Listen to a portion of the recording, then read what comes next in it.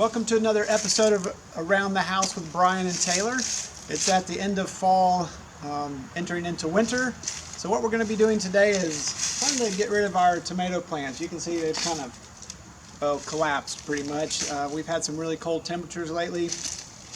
We've got a bunch of tomatoes left on these vines that are still green. What we're going to actually do, we're going to pull off all these tomatoes. We're going to keep those. Instead of throwing them away, we're actually going to take them down to the Humane Educational Society here in Chattanooga. And there's actually a pig there right now. So we're going to give all the vegetables that we cannot use and give them to the pig, as well as the pumpkins that we have on the front porch for our decoration. So we're going to get to work getting rid of all these vines. So again, tomatoes we're going to keep to take to the pig, and then the plant itself we're going to put in our composter. So let's get to work.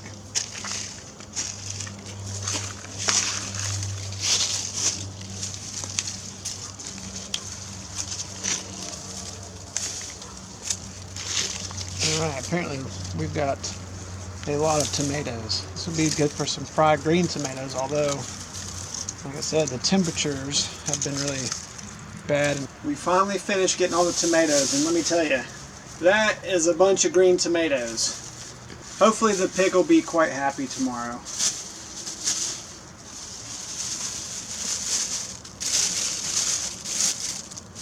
Okay, so you saw that we ended up with a ton of green tomatoes when we took down our plants. So most of our windows look like this right about now.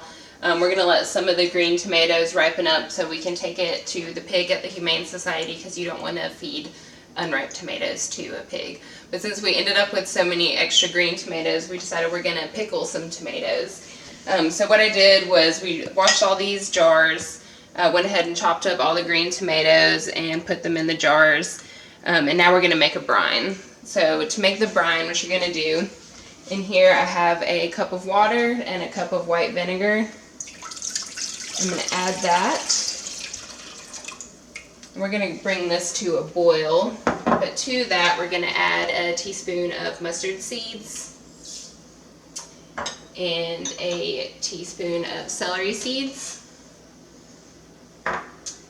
a teaspoon of coriander. Really, you want to use coriander seeds. I didn't have that, so I'm going to try it with the coriander, and a teaspoon of peppercorn.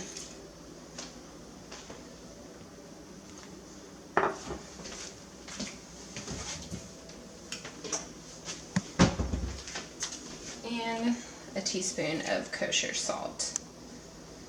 So I'm going to, and I also forgot my 4 cloves of garlic here. So we're going to mix that up, bring that to a boil. And once that reaches a boil, what we're going to do is we're going to fill these jars to the top.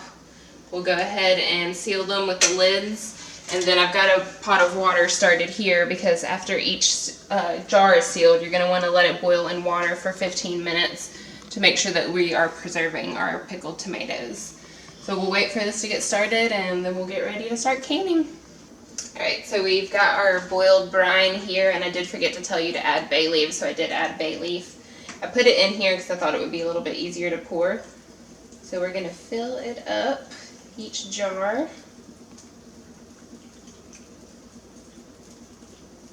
I'll do this one so you can see what it's going to look like.